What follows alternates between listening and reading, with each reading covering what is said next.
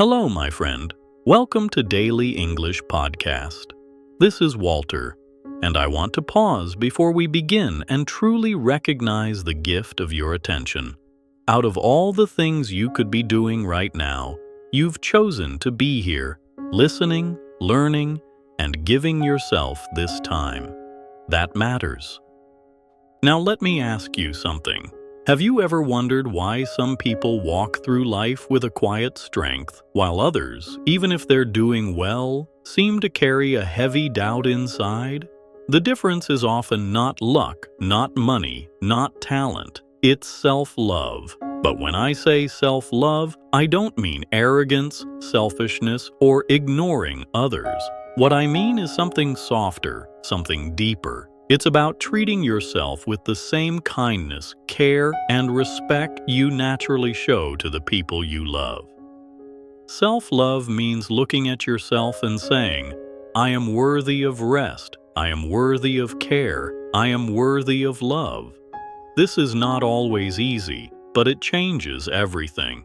If you're always criticizing yourself, always comparing, always pushing, you begin to lose peace, joy, and even your sense of worth. Life becomes a constant race you can't win. But when you practice self-love, life feels lighter. You give yourself permission to pause, to rest, to enjoy, and to simply be human. Think of the last time you encouraged someone else with gentle words. What if you spoke that way to yourself every day? Think of the way you respect your friend's time. What if you respected your own time in the same way? That's what self-love looks like in action. It matters because the way you treat yourself creates the foundation for everything else. When the foundation is strong, you can face difficulties without collapsing. You can enjoy successes without needing them to prove your worth. You can love others without emptying yourself. In this episode, we'll explore self-love step by step. We'll define it, recognize its signs, understand why it matters, and look at the obstacles that often stand in the way. Then we'll move into practical steps you can begin today. And finally, we'll reflect on how self-love is not a finish line, but a journey. A continuous path that makes life not only happier, but more fulfilling. So settle in, breathe deeply, and let's begin this journey together. The journey into the gentle but powerful practice of self-love. When people hear the phrase self-love, many imagine something vague or maybe even selfish. But in truth, self-love is very simple. It means treating yourself the way you would treat a good friend. Let's pause and think about this together. Imagine a friend comes to you feeling low. They say, I feel tired, I feel useless, I feel like I'm not enough. Would you look at them and say, yes, you're weak, you're not good enough, keep pushing harder? No, of course not.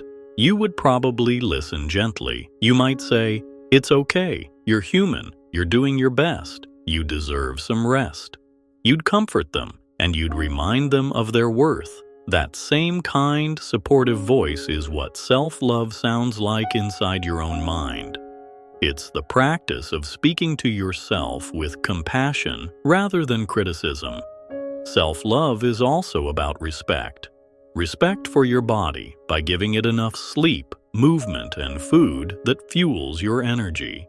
Respect for your emotions by allowing yourself to feel sadness or fear without judgment. Respect for your time by saying no when something doesn't serve your growth and yes when something does. Without this respect, life can feel like you're always running on empty, but with respect, you live on steadier ground. Self-love is not about pretending everything is perfect or ignoring areas where you need to grow. It's about creating a safe inner space where growth can happen without shame. Think of it like a garden. If you care for the soil, water the plants, and give them sunlight, they grow.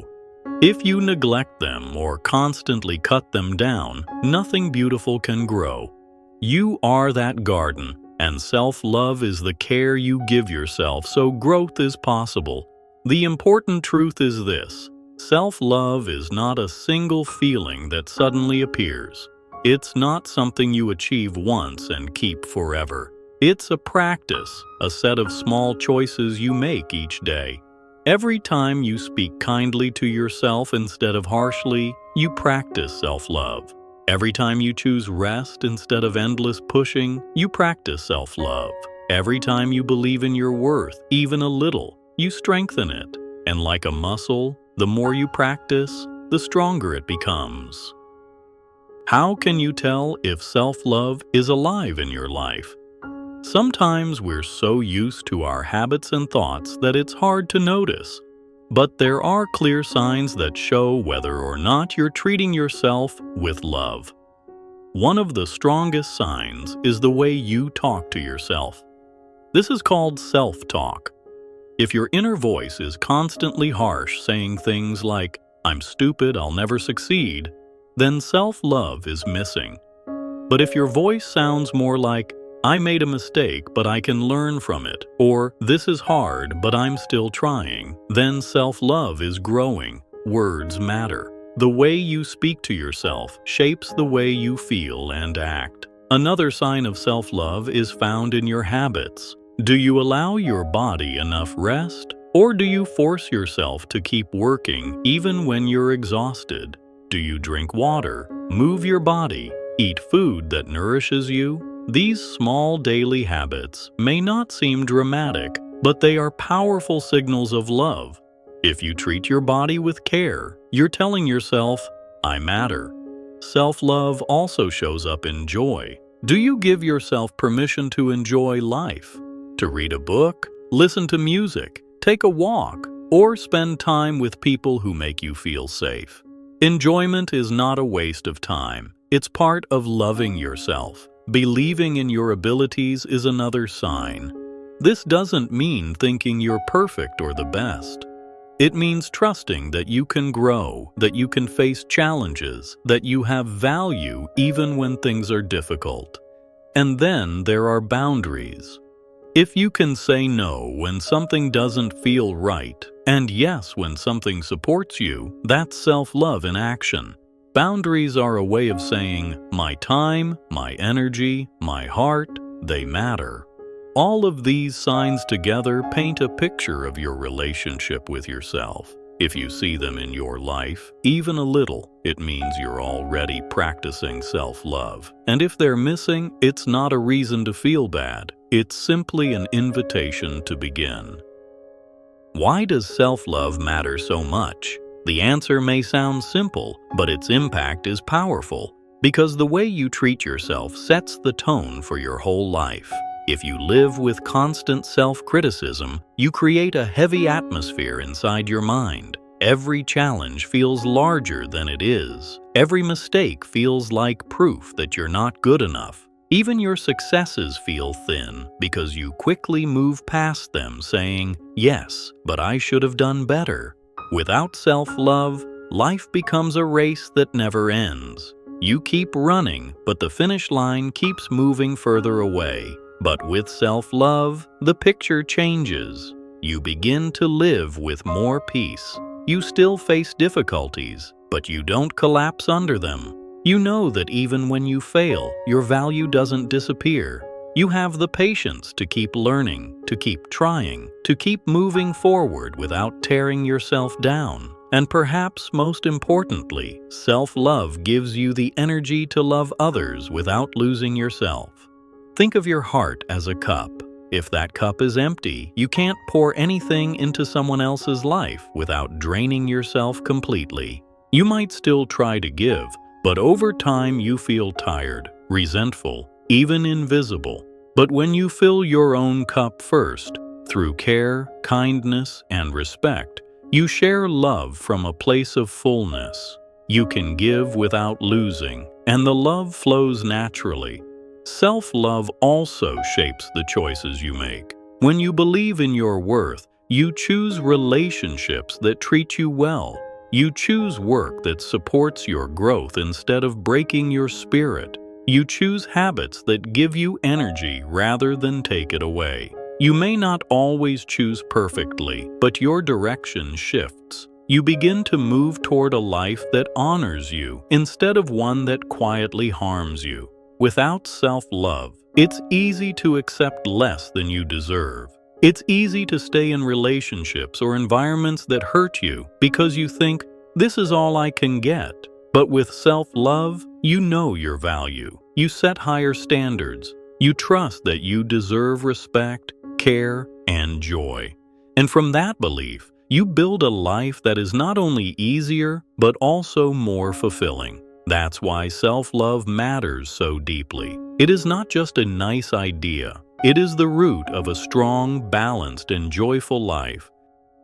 If self-love is so powerful, why is it often so hard? Many people want to love themselves, but when they try, they find walls standing in the way. One of the biggest obstacles is insecurity. You might compare yourself to others and always feel behind. Maybe you look at someone's success, beauty, or confidence, and you tell yourself, I'll never be like that. This constant comparison steals joy and makes self-love feel impossible. Another obstacle is past pain. For some, childhood was filled with criticism instead of encouragement. Maybe you grew up hearing, "You're not good enough," or you rarely felt accepted. Those old words can stick in your mind, repeating themselves even years later. They whisper, "You don't deserve love." Trauma and rejection can also create deep wounds, making it hard to believe in your worth. Culture adds another layer. We live in a world that often measures value by appearance, money, and productivity. Advertisements tell you that you must buy more, achieve more, look different, or become better before you're worthy. Social media shows highlight reels that make you think your life is small. It's easy to forget that your value is not defined by these things. Fear is also an obstacle. Some people worry that if they love themselves, they'll stop trying, stop improving, or become selfish. They think self-love means laziness or self-centeredness. But the truth is the opposite. Real self-love gives you energy to grow, courage to try, and compassion to share. Without it, you may keep moving, but you move from fear instead of strength. These obstacles are real, and they're not easy to overcome. But recognizing them is the first step. Once you see the voices of insecurity, the weight of past pain, the pressures of culture, or the fear of selfishness, you can begin to challenge them. You can remind yourself that these are not truths. They are stories you've learned. And just as stories can be learned, they can also be unlearned. The path may be slow, but with patience, each obstacle can lose its power. So how can you actually build self-love in daily life? The answer lies not in one big change, but in small, gentle practices. One important practice is learning to say no.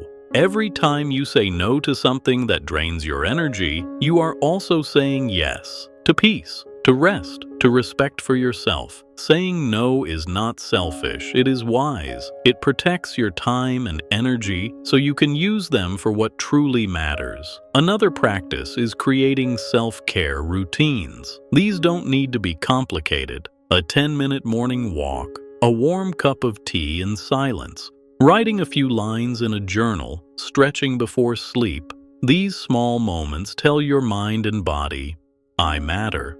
They build a rhythm of care that supports you through busy or stressful days. Speaking kindly to yourself is another step. Notice your inner voice. When it says, I can't do this, soften it to, this is hard, but I'm learning. When it says, I'm useless, answer with, I made a mistake, but I'm still valuable. Over time, these new words create a new reality. Gratitude is also powerful. Each evening, try to name one thing you did well, one moment you are thankful for, or one quality you like about yourself. This simple practice shifts your focus from lack to abundance. It teaches your mind to see the good in yourself, not just the flaws.